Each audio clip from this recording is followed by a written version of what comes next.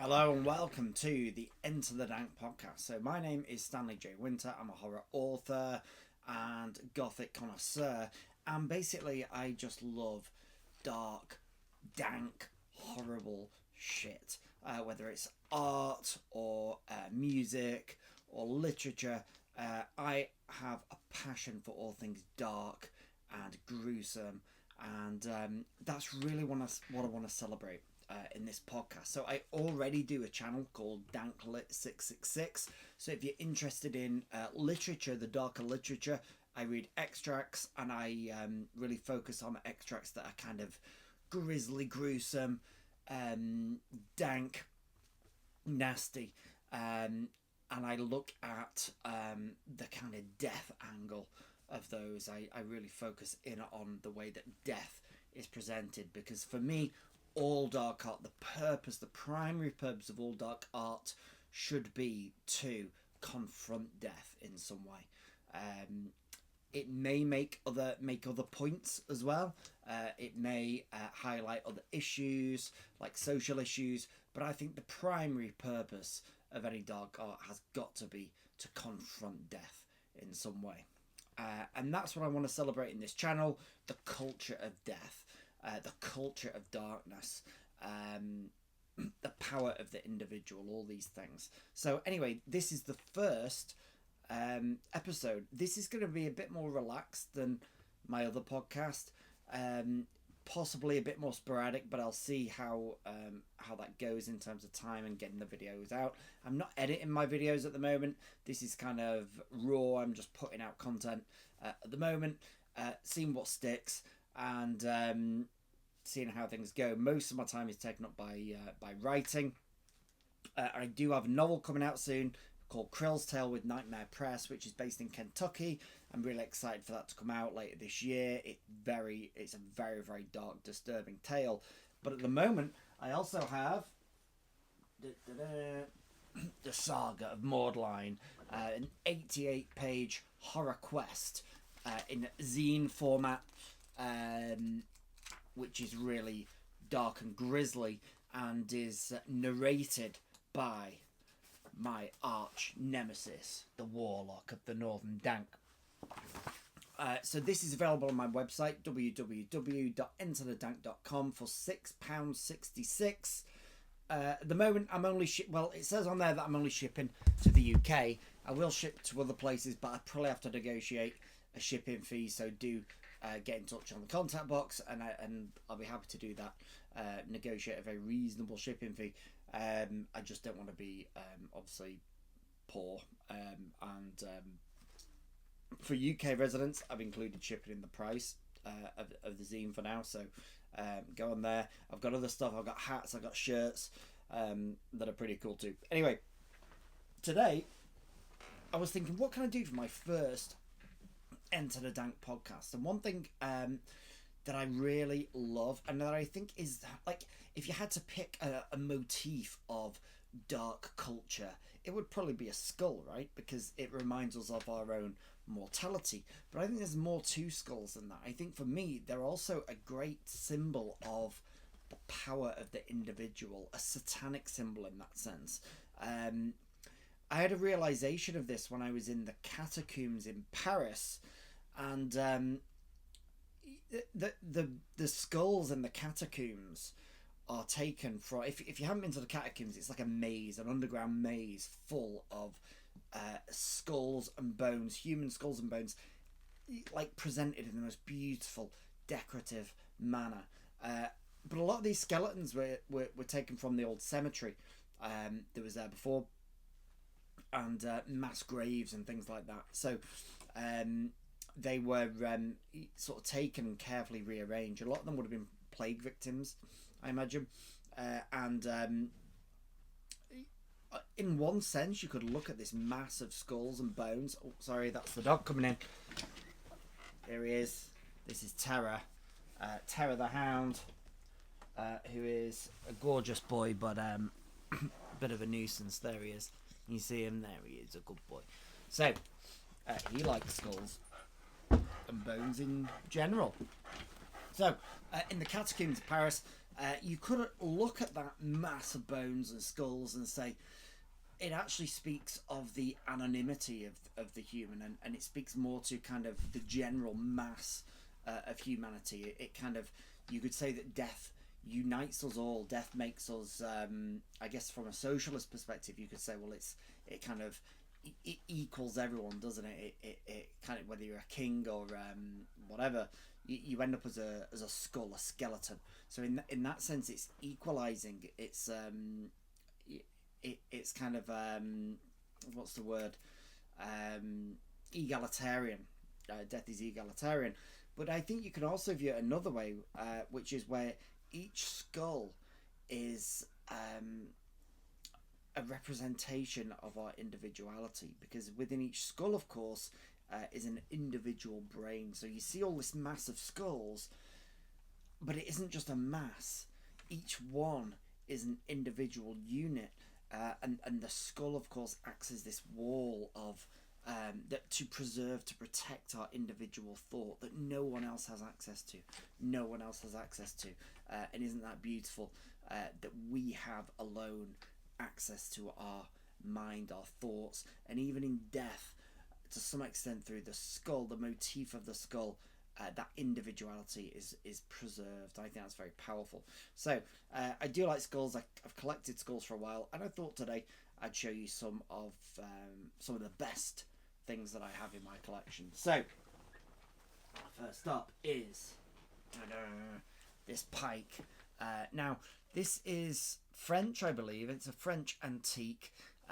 Whoever assembled this monstrosity has put nails through the eyes, which I think is super cool. It looks grotesque. I think what happens is people catch these magnificent but horrible creatures, they drag them out the water and they chop off the head and they dry it out, and we get to see the teeth. But I bought this because it's so horrific. It's grotesque, isn't it? So this is, of course, mounted. It wasn't caught by me. It's very, very old. Look at that, though. Pike. And they're a pike in the...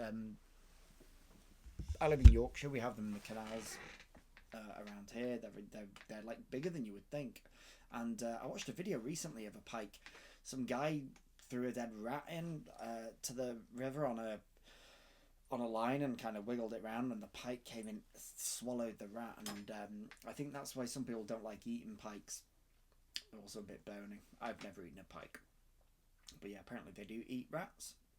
So fair play. Good luck to them. Good luck to the pike. The next thing I have is a hedgehog.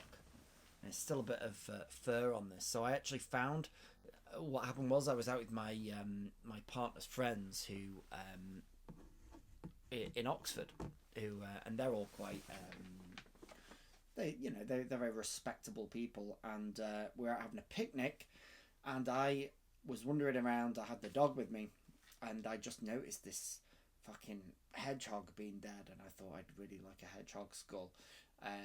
So I managed to, it was kind of half rotten anyway, so I managed to just shuffle away, sneak away from the group, and kind of behead it with my foot, and unbeknownst to anyone around me, pick it up in a dog poo bag, the head of the hedgehog, still with the flesh, and kind of keep it in my pouch. And I got home, buried it in the soil for a while, and out it came. But yeah, I mean, hedgehogs, you think of them as quite furry, friendly chaps, don't you? Some nice teeth on it, though. Very rodent-like. Could be mistaken for a rat, I guess, if it had bigger teeth at the front. But yeah, very cool. What else do we have? We have a cat. Now, this is quite a personal one. So this was my grandma's cat, Lily, who was kind of like my cat growing up. We were very, very close. She would come and wake me up every morning and pluck on my bed to wake me up. How did I get her skull in this way? Well, Lily obviously died, and she's a very small cat, very delicate cat, but very affectionate. And I buried the cat in my grand's garden, which she did with all her pets. She asked me to bury them in the garden, and years later I was doing the garden, at my grand's, and I came across the skeleton of Lily, and I thought, yeah, I'll take that skull as kind of a souvenir. Great, great fangs at the front there, and they're quite solidly set in there. Nice to have a reminder, although it does, bring a tear to my eye sometimes, because she was a very special cat. Nice to have the skull. See, I don't see this as macabre. I kind of see it as like, I hope someone keeps my skull one day. I really believe in the right to rot. So I think, for me, rotting and decay is very much a part of the life process.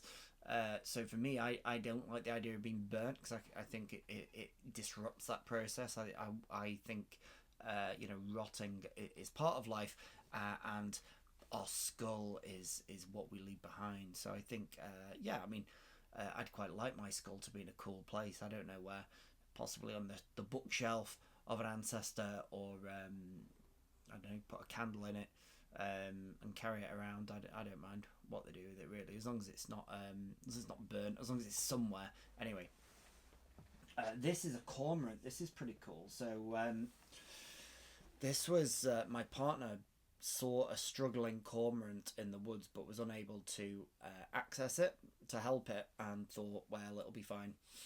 And it wasn't fine. I found it days later, dead, and took the head. But what a cool, check out the beak on that, the hook-like beak, very elongated, very long. I think this is one of my favourite pieces, actually. Yeah, marvellous curved beak. Cormorants are incredible, beautiful birds. And next one is a fox. So this is something I found again. I found this. This was roadkill. Quite wobbly teeth. You hear that? Yeah, wobbly fangs. But what a set of canines there. Foxes we think of as being quite timid, nervous creatures, but I mean, that would give you a nasty bite. Certainly could rip through a chicken, no problem. And there's a strange kind of I don't know what you call that, like the sort of mohawk on the skull there. It's quite pronounced on the fox. A very vulpine creature. Yeah, something fell out then, a bit of bone, a bit of brain, I don't know, probably a bit of bone. So that's another one I buried in the ground, and you do get a bit of discoloration often when you do that. Now, speaking of which, I have these two deer skulls. I have three, actually, but one of them I bought from a shop, so I'm not going to talk about that one. So this one, the paler of the two, I actually broke down on the motorway not that long ago, and in quite a dangerous place as well, and I had to get out the car and go up the embankment. It's freezing. It was in November, and I was just on my way to work. I didn't even have a coat, so I was fucking freezing, having to do jogging on the spot so I didn't freeze to death. The removal people, breakdown people, were ages, and I kept getting told off as well. The guy from the highway agency kept ringing me, being like, "You need to move away from your vehicle." And I was like, I'm fucking nowhere near it. I'm up the embankment freezing my tits off, and he's like, "I can see you in front of the vehicle." I was like, well, it must be a ghost then, because I'm not there. And it turned out it was a tree that he could see, which he mistook for me. So I was up the embankment, and as I was up the embankment, I saw these horns sticking out of the ground. And when I investigated, it turned out to be a skull. So what a cool find. What was weird though was when the breakdown guy came, I was having the skull. I didn't want to get rid of it, but I had no pockets to put it in, no bag or anything, and I couldn't put it in the car because this guy had already told me off for being near the car. So I had to I'm there. The guy comes to help me with the car, and I'm literally stood there holding a fucking skull, like a serial killer. Speaking of which, this other skull, I also came by in bizarre-ish circumstances. You can see this one's a bit more discoloured, and that's because I buried it in the soil, and I think the soil could be quite aggressive. It's obviously caused a bit of discoloration, as with the fox. Similar, they're very similar actually. Similar, I think, muntjac deer probably. Um, Very similar. Anyway, this one, I was driving to work again, and I noticed the horns sticking out of a hedge as I was on the way to work, and I thought, dead deer. I wonder if that's a skull that I can take from my collection. So I drove back from work later in the day. It was still there, and I thought, I'm gonna get that fucking skull. So I came home later on that night. I went out with some gloves and bin bags, like a murderer, into the night, and I had to park in an awkward place and like walk miles back to where the skull, the head was.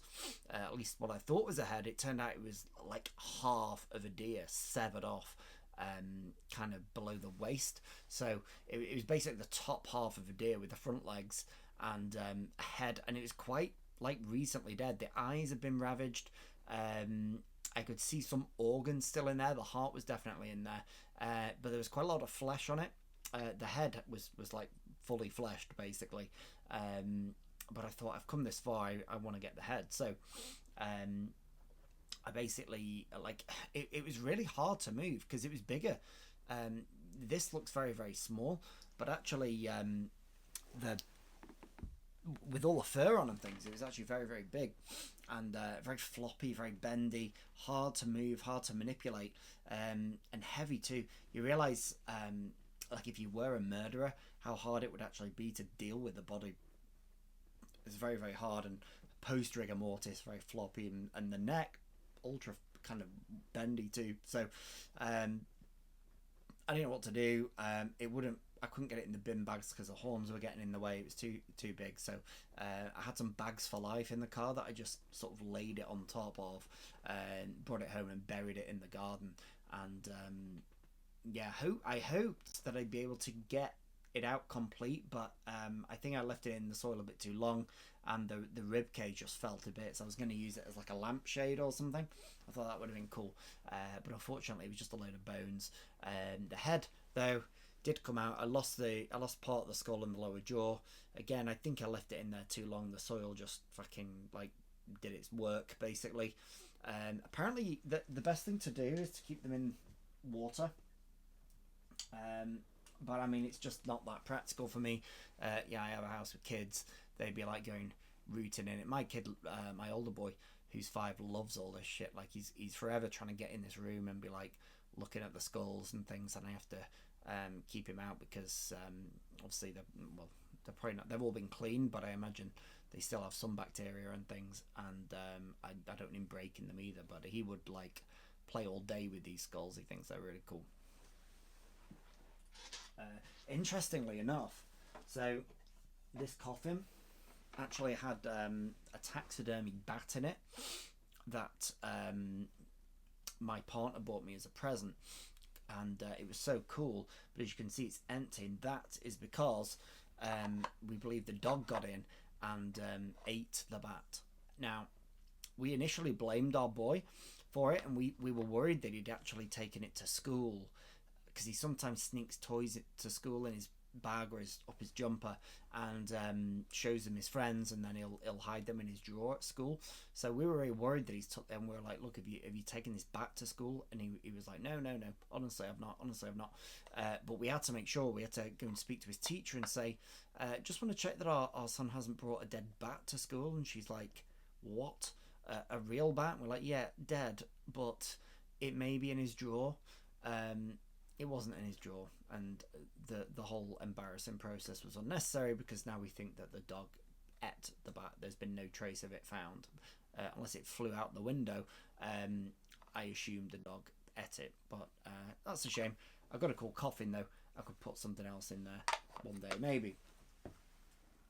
So, what have we got last of all? This is the pièce de résistance, the kind of jewel.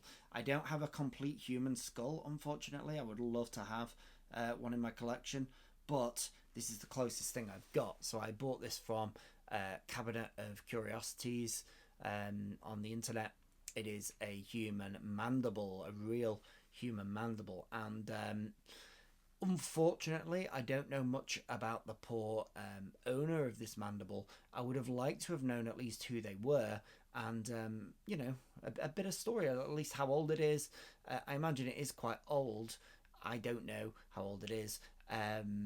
One reason I bought this was because when I write about horror and things, I wanted to know what real human bone feels like, and it's very smooth compared to the other specimens that I've got. It's very, you can feel the denseness, the thickness of it, and also the size of it too.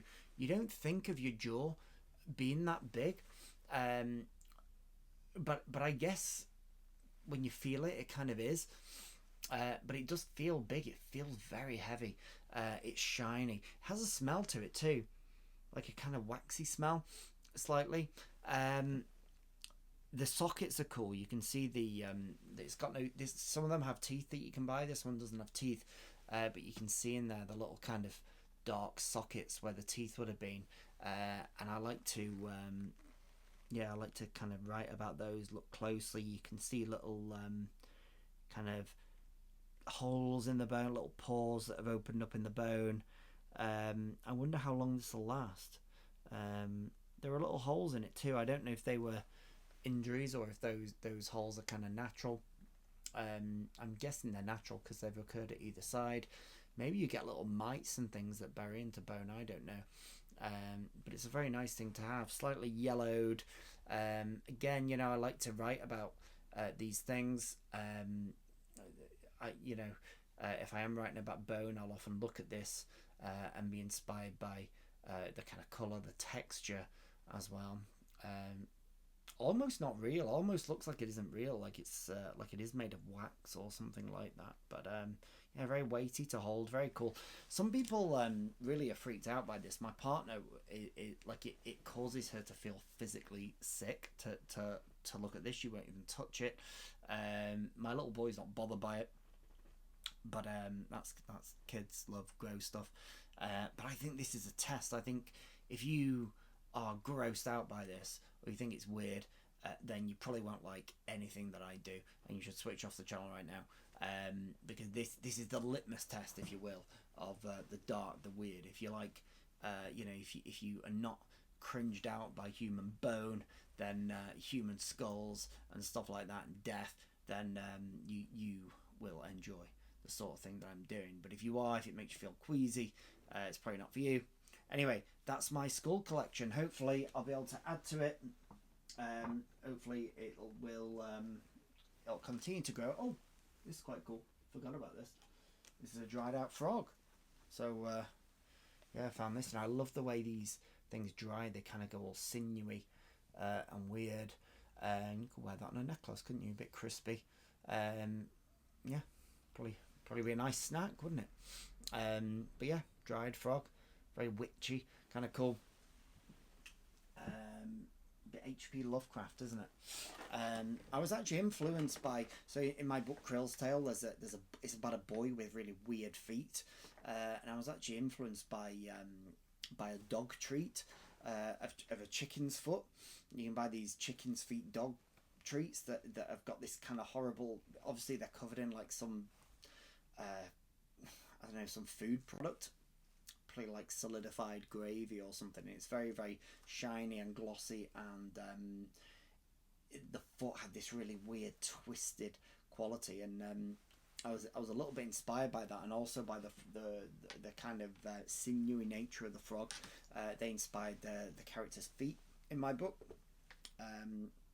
So anyway, that's out later in the year, hopefully with Nightmare Press. But that's my skull collection. Let me know what you think. Do you have any skulls? Say in the comments. Do check out my other podcast, Danklit666. Do check out my website, www.enterthedank.com. And look out for more videos. I'm going camping soon, so hopefully if I find some weird shit out there, I'll post about that and maybe do a video in the field, because I've got one of these things, these rat things, that I can use. So thank you very much for listening. Hope you enjoyed it. Do like and subscribe. I need all the help I can get, and nice to interact with the world. I'll see you in the next video.